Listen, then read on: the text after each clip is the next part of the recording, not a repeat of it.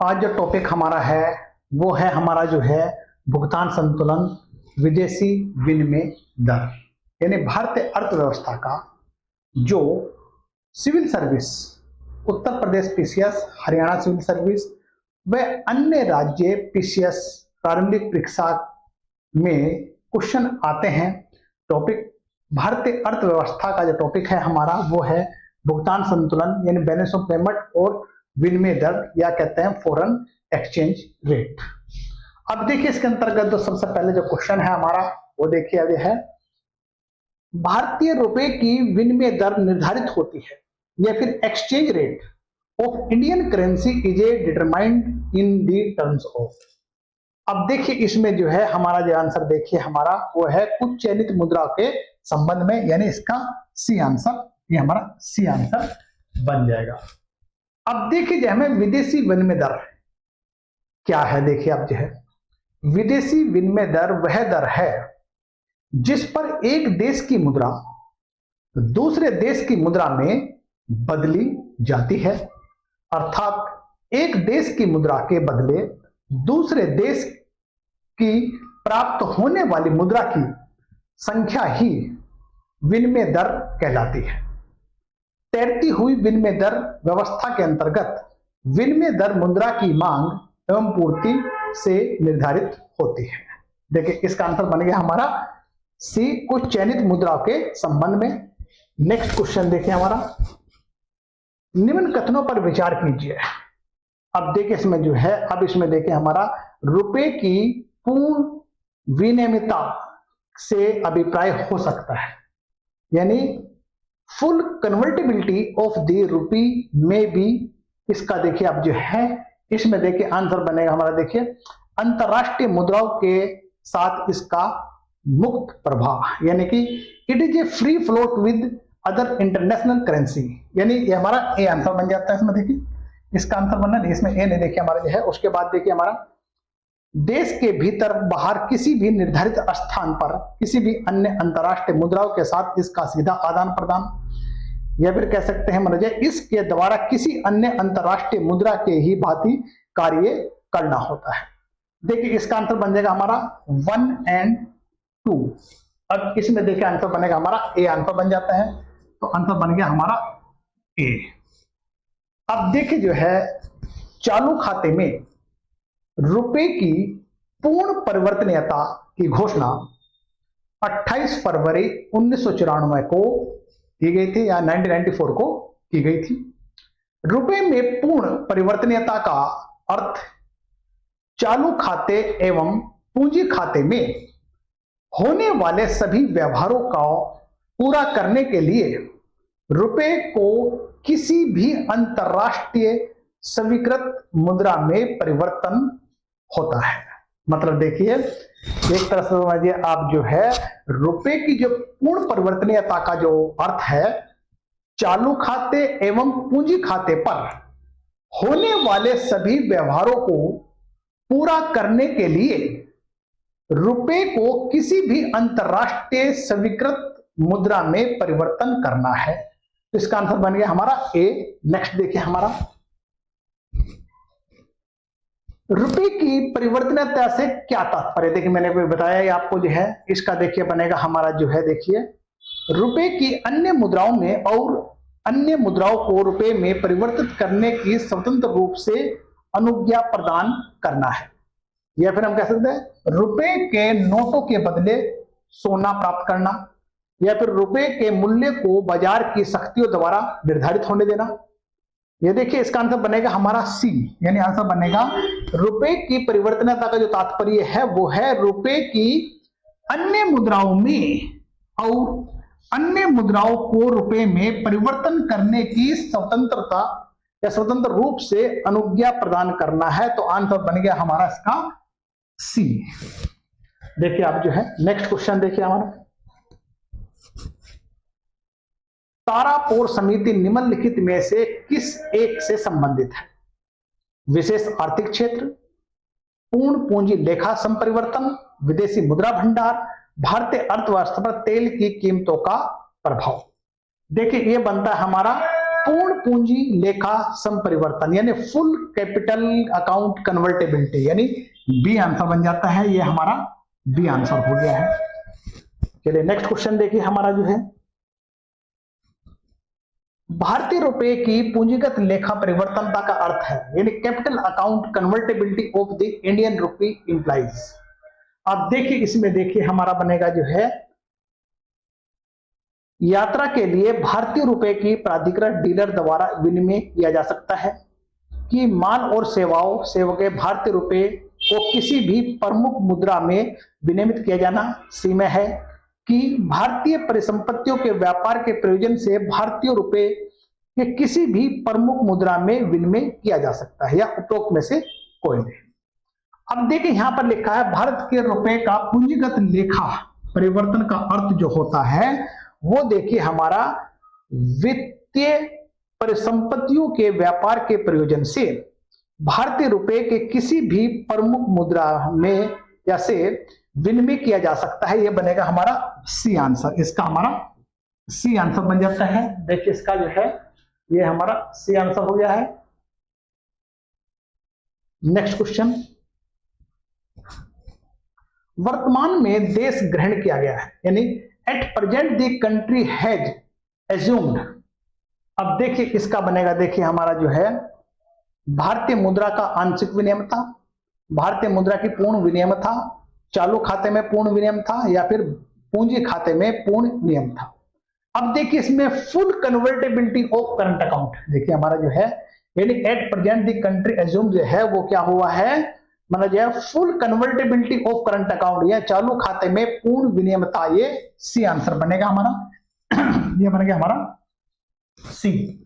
यानी कि देखिए नेक्स्ट क्वेश्चन हमारा देखिए, भुगतान संतुलन शब्द का प्रयोग निम्नलिखित में से किसके संदर्भ में किया जाता है? The term balance of payment is used the reference to which of the following. अब इसमें देखिए हमारा जो है वो देखिए हमारा जो है इसका रहेगा एक कारखाने के वार्षिक विक्रय से, या फिर कर संग्रह से, आयात एवं निर्यात से, या फिर उसमें से कोई नहीं। अब देखिए इसकी हम बात करते हैं, देखिए ये बनेगा देखिए हमारा आयात और निर्यात से, यानी कि सी आंसर बन जाता है हमारा, इसका सी आंसर बन जाता है।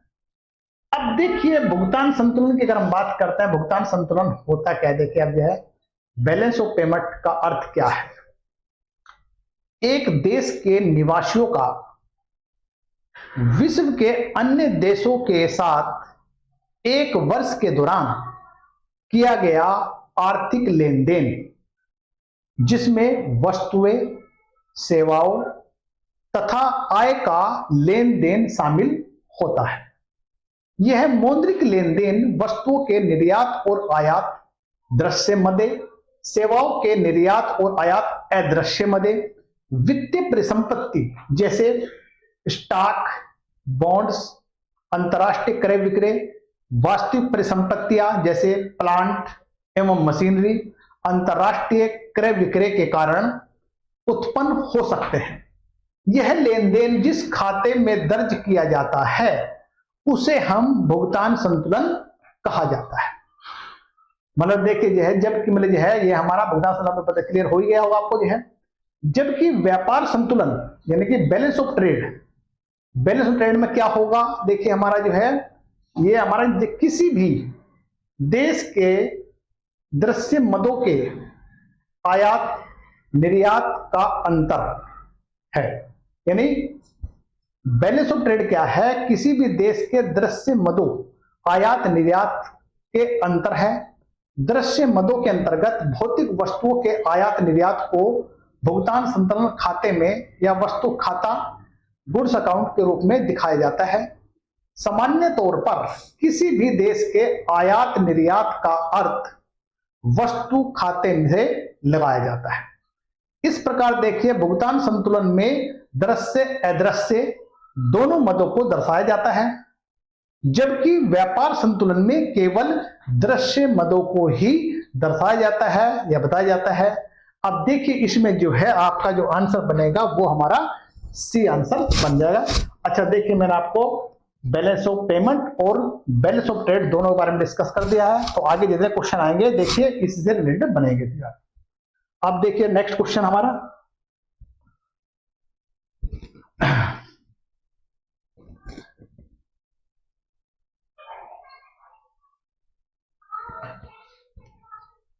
भुगतान संतुलन में निहित होता है।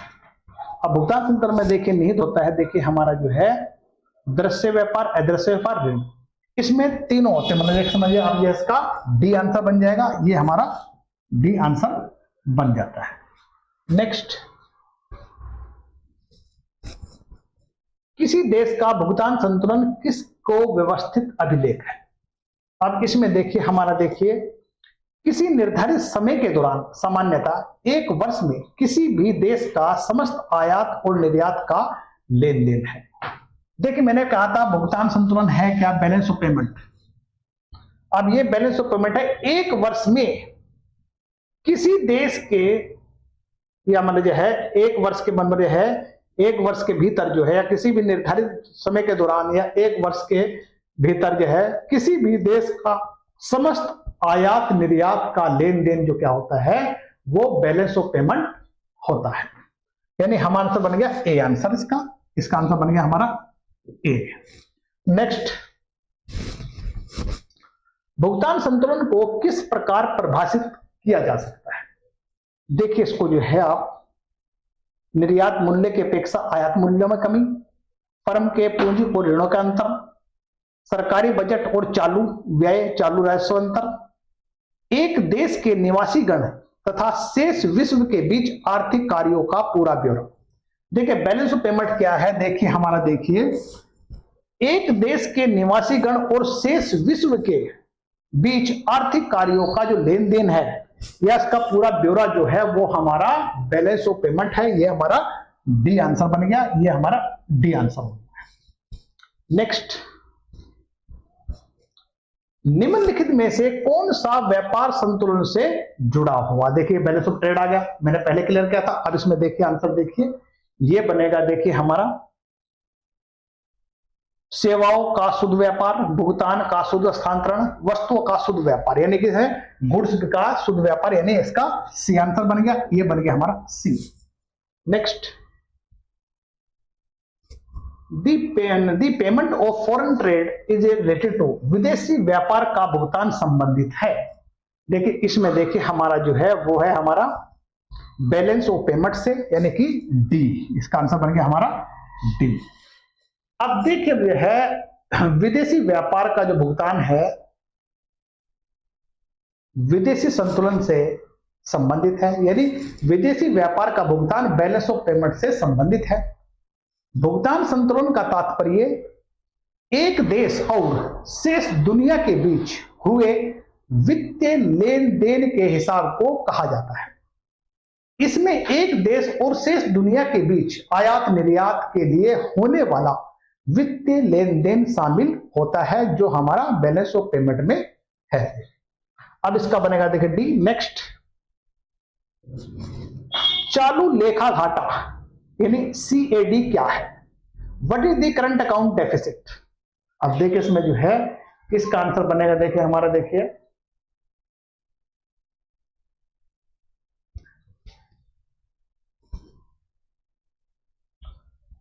बैंकों के खोले गए चालू लेखे में जमा राशियों के अधिक आहरित राशि, चालू वर्ष में सरकारी राजस्व से अधिक सरकारी व्यय का होने वाला घाटा, देश के कुल निर्यात से कुल आयात अधिक होने वाला घाटा।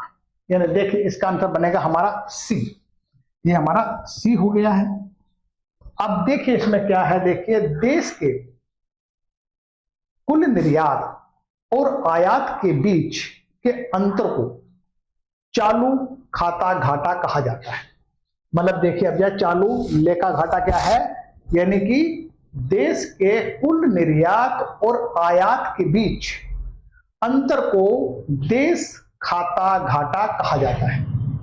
यहां पर देखिए ध्यान रहे इस बात का, देखिए आप जो है निर्यात और आयात सिर्फ वस्तुओं से ही नहीं बल्कि जो है वस्तुओं और सेवाओं के संदर्भ में लिया जाना चाहिए। यानी किसी देश में वस्तुओं और सेवाओं के आयात निर्यात के जरिए कितनी मुद्रा या कितनी विदेशी मुद्रा आती है और कितनी बाहर जाती है, इसके अंतर को चालू खाता घाटा कहा जाता है। सिर्फ वस्तुओं के निर्यात और आयात के अंतर को व्यापार घाटा या ट्रेड डेफिसिट कहा जाता है। यानी वस्तुओं के जो है देखिए निर्यात आयात के अंतर को क्या जाता है, ट्रेड डेफिसिट कहा जाता है। लघु अवधि के लिए चालू खाता घाटा फायदेमंद साबित हो सकता है, क्योंकि निवेशक ऐसी अर्थव्यवस्था में पैसे लगा सकते हैं। अतः यहां स्पष्ट है कि देश के कुल निर्यात से कुल आयात अधिक होने वाला घाटा चालू लेखा घाटा या सीएडी कैड कहलाता है। देखिए इसका आंसर हमारा सी। नेक्स्ट, अदृश्य निर्यात का अर्थ है, यानी कि invisible export means export of.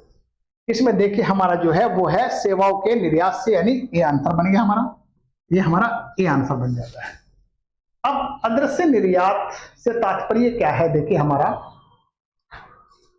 जो दिखाई न पड़े या दिखाई न दे, ऐसे निर्यात से है जो होता है पर दिखाई नहीं पड़ता है। यानी कि सेवा क्षेत्र अदृश्य निर्यात के तहत आता है। याद रहे, अदृश्य व्यापार के तहत विदेशी बैंक, जहाजी और बीमा कंपनियां के भुगतान, विदेशी विशेषज्ञों की सेवाओं के लिए प्रतिफल, विदेशी ऋण पर ब्याज, उपहार, विदेशी निवेश पर लाभांश आदि अदृश्य मदें कहलाती हैं। इनके व्यापार मतलब आयात निर्यात को ही हम अदृश्य व्यापार कहते हैं। देखिए इसका आंसर बन गया हमारा A. Next, the problem of international liquidity is related to the non availability of. अंतरराष्ट्रीय नकदी की समस्त निम्नलिखित में से किसकी अनुपलब्धता से संबंधित है। देखिए हमारा जो है वो बनेगा वस्तु और सेवाओं, सोना और चांदी, डॉलर और अन्य दुर्बल मुद्राएं, यानी डॉलर एंड हार्ड करेंसी, यानी कि हमारा सी आंसर बन जाता है। इसका आंसर बनेगा सी। अब देखिए इसमें जो है हमारा अंतरराष्ट्रीय नकदी की जो संकल्पना है या कंसेप्ट है, अंतरराष्ट्रीय भुगतान से संबंधित है।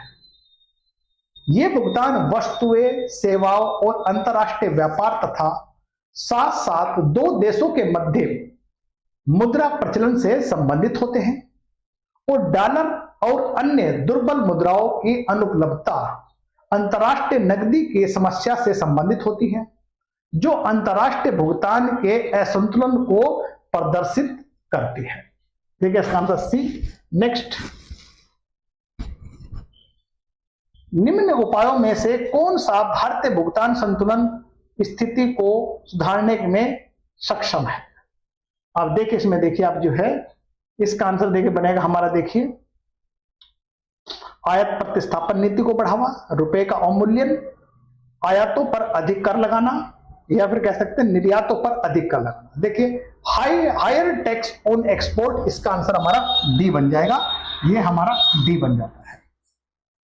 अब देखिए भुगतान संतुलन की स्थिति को सुधारने में आयात प्रतिस्थापन की नीति को बढ़ाना, रुपए का अवमूल्यन, आयातों पर अधिक कर लगाना शामिल है, जबकि निर्यात पर अधिक कर लगाने से निर्यातित वस्तुएं महंगी हो जाएंगी, जिससे विदेशों में उसकी मांग कम होने से विदेशी मुद्रा की प्राप्ति कम होगी, जो भुगतान संतुलन की स्थिति के लिए उपयुक्त नहीं है। यानी देखिए इसका आंसर बने हमारा डी। नेक्स्ट देखिए हमारा जो है भुगतान संतुलन के संदर्भ में निम्नलिखित में से किन से चालू खाता बनता है। With reference to the balance of payment which of the following is are the current account.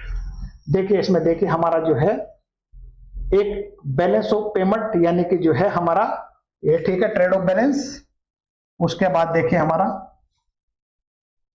विदेशी परिसंपत्ति या फॉरेन एसेट की बात करते हैं हम जो है, या फिर बैलेंस ऑफ डेबिट अदृश्य संतुलन, ये हमारा 3 ठीक है। या फिर विशेष आहरण यानी स्पेशल ड्राइंग राइट्स, इसमें देखिए आंसर बनेगा हमारा फर्स्ट और 3, यानी आंसर बन गया हमारा सी। इसका आंसर हो गया हमारा सी।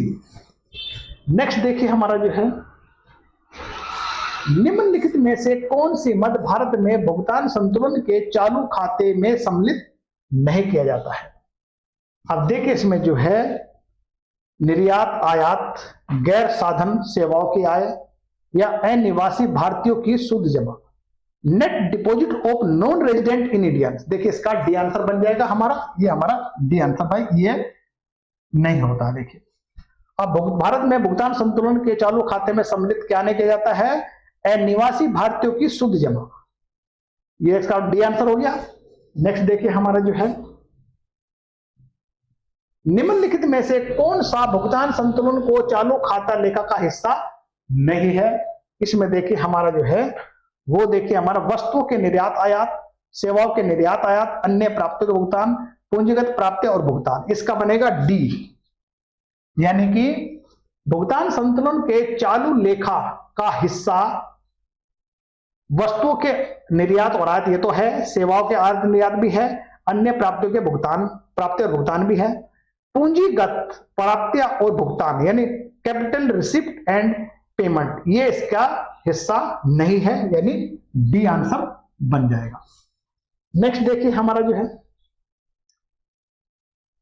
वर्तमान में रुपए की परिवर्तनशीलता का अर्थ है, यानी convertibility of rupee at present means that. अब इसमें देखिए हमारा देखिए आंसर बनेगा, देखिए रुपए सभी प्रकार के लेन देन के लिए विदेशी मुद्रा का परिवर्तन है, रुपए सभी प्रकार के व्यापार के लिए विदेशी मुद्रा में परिवर्तनीय है, रुपया सभी प्रकार के चालू व्यवहारों के लिए विदेशी मुद्रा में परिवर्तन है, यानी इसका आंसर बन जाएगा हमारा सी, ये सी हो जाता है। देखिए मैंने आज आपके साथ जो है फॉरेन एक्सचेंज की बात करते हैं या फिर हम बात करते हैं बैलेंस ऑफ पेमेंट, ये टॉपिक डिस्कस किया है। आशा है कि जितने क्वेश्चन भी बनेंगे वो शायद यहीं से बन जाएगा और वो सही कर सकते हैं। चलिए नेक्स्ट फिर